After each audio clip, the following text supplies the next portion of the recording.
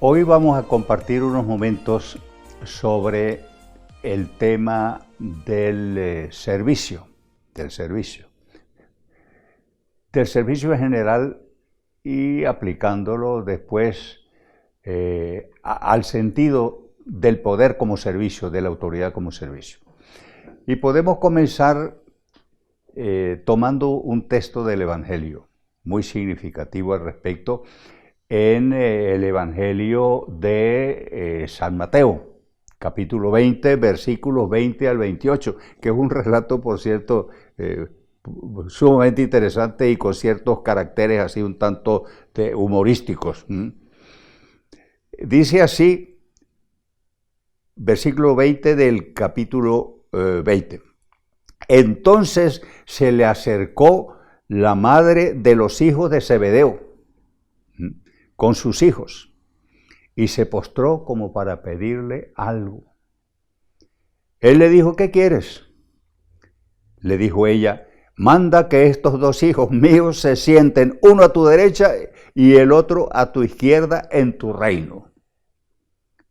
Replicó Jesús, no saben lo que piden. Al oír esto, los otros 10 se indignaron contra los dos hermanos. Pero Jesús los llamó y les dijo, sepan que los jefes de las naciones las dominan como señores absolutos y los grandes las oprimen con su poder.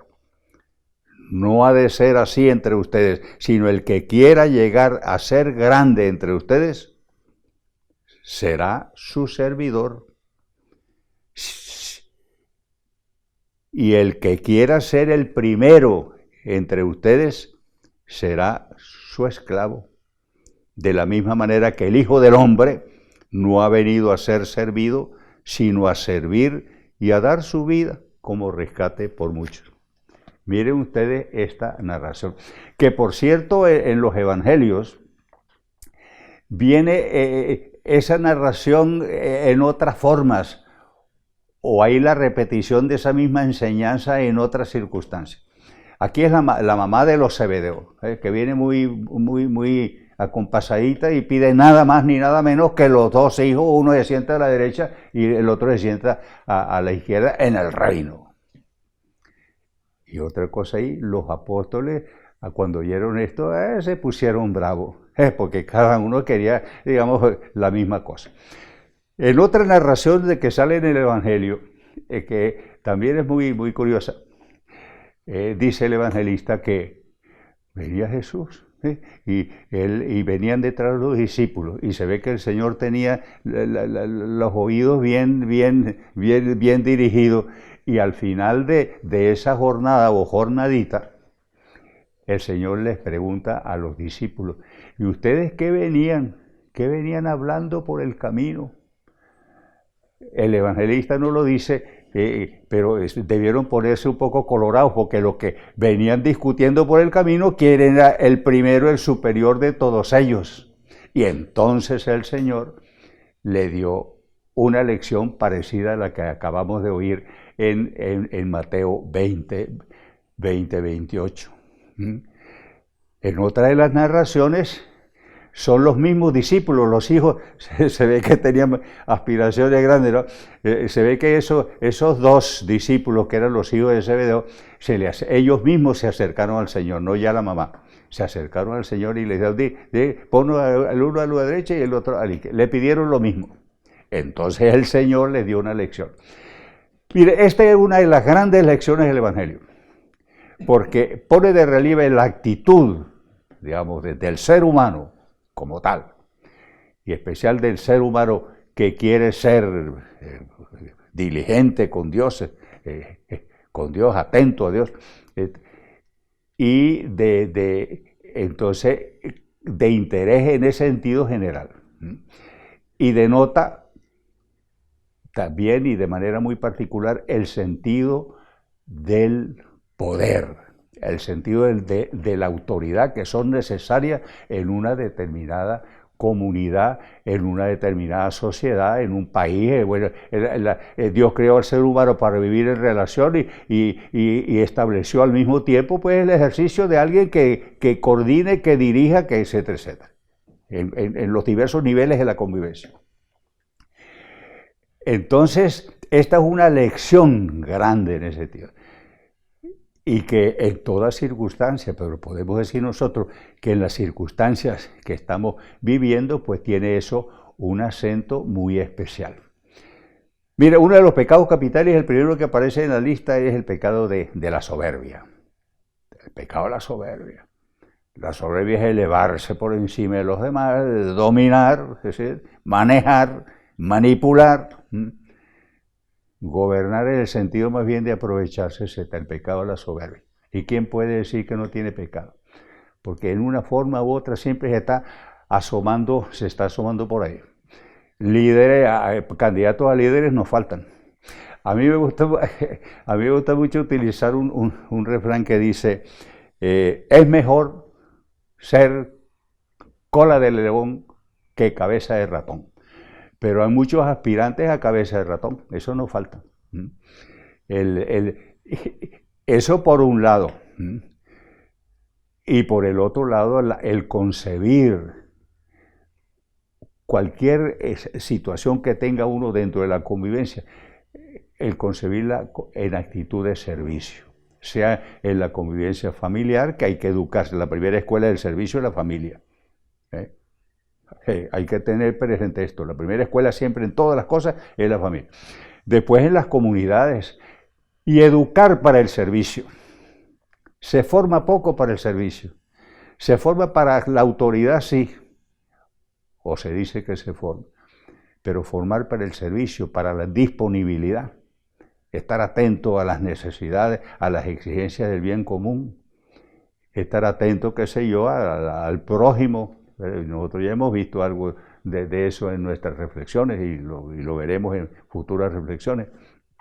De tal manera que aquí da la lección el Señor y da una lección sobre el poder y el sentido de la autoridad. Porque él dice aquí, y no le era difícil tener los modelos allí de lo que no se debía hacer, porque dice aquí, no ha de ser así entre ustedes, porque dice, ¿saben ustedes que los jefes de las naciones las dominan como señores absolutos? Y los grandes las oprimen con su poder. Ahí en ese tiempo estaban bajo el Imperio Romano. Pero ya había estado antes que yo bajo el imperio de los helenistas y cosas por el estilo. Y siempre en la historia pues ha habido eso. En el ejercicio del poder no se abunda generalmente en quienes buscan el poder para poder servir y estar, que es una vocación humana muy alta y una vocación cristiana, que muchas veces no se entiende eso, no, formar gente para la acción social, para la acción política y formarla con un espíritu de servicio. Eso es una cosa muy buena y necesaria para el lograr que haya una buena convivencia, el lograr una sociedad a la altura de la dignidad humana y de los derechos humanos. La política en ese sentido se presta para ejercer, digamos, el amor, la caridad, el mandamiento máximo, etc. Pero lamentablemente, pero el que sea lamentablemente las cosas no buenas, es necesario impulsar lo bueno y lo que debe ser. Dios, ¿quién hizo, llamémoslo así, el creador o el fundador de la autoridad? Pues Dios mismo. Por eso se dice que toda autoridad viene de Dios, no en el sentido de que Dios está poniendo al presidente o poniendo al rey, como en momentos determinados se pensaba el poder divino de los reyes, no en el sentido así, sino que Dios, que hizo la comunidad, creó al mismo tiempo un servicio para que la comunidad funcione como algo unido, como una convivencia grande, como un compartir grande. Y en ese sentido es necesaria la autoridad. En ejercicio, el poder.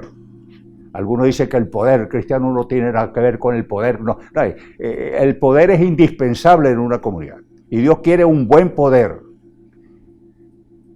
El ideal humano no es la impotencia, sino el poder, digamos. Pues ahora todo está en cómo se ejerza esas capacidades.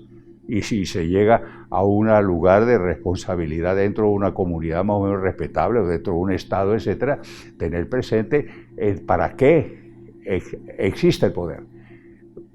El poder tiene sentido con respecto al bien común, a la buena marcha de la cosa. Es como en una familia. En una familia hace falta una autoridad allí.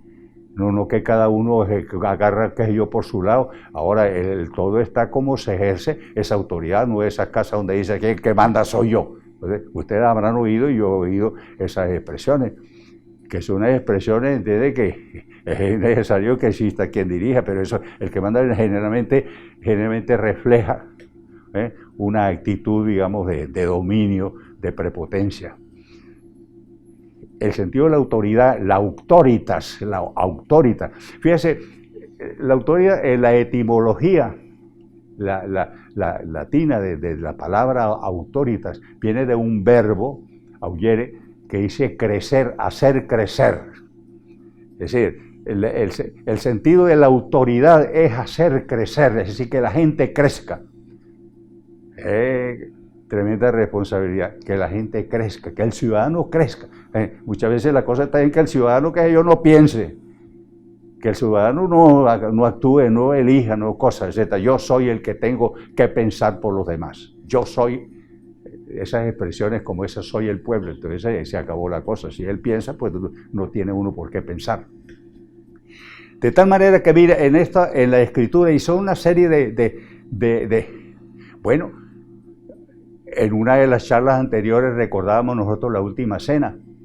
En la última cena, una de las lecciones que deja el Señor en ese momento culminante de su vida, cuando ya está, digamos, para ir a la cruz y resucitar. Una lección que dio el Señor a los discípulos, esos discípulos que venían discutiendo quién era el primero y cosas esas. La lección fue que Él se amarró un paño y se puso a lavar los pies a Pedro. Cosa que no hacían sino los esclavos y los servidores y los siervos, ¿sí? Entonces, lavarle los pies a alguien. Y pues Jesús lo hizo. Y le dio la lección, porque explicitó la lección. Mire, si yo que soy el maestro y el Señor les he hecho esto, es para que ustedes hagan lo mismo. Es decir, una actitud de servicio, etcétera, de entrega y no de dominio. De tal manera que, desde el punto de vista humano cristiano, una de las virtudes, digamos, fundamentales, de las actitudes fundamentales, es la actitud del servicio, de la disponibilidad. Y educarse para servir, y educarse para servir también encierra, pues, el cultivar todas aquellas capacidades que uno pueda poner al servicio de los demás. El servicio no quiere decir que uno queda como paralizado a esperar a ver qué es lo que le piden, sino que cultivarse para poder crecer juntos, no crecer yo. Hay gente que busca mejorar conocimiento y todo para ver cómo llega a la cúspide, ¿entiendes tú?, de una empresa, de la cúspide de esto o lo otro, ¿no? Lo grande del ser humano, el desarrollo, digamos, del ser humano en cuanto a ser humano en la perspectiva de Dios y del cristiano, es cómo crecer, cómo desarrollarse para poder servir mejor.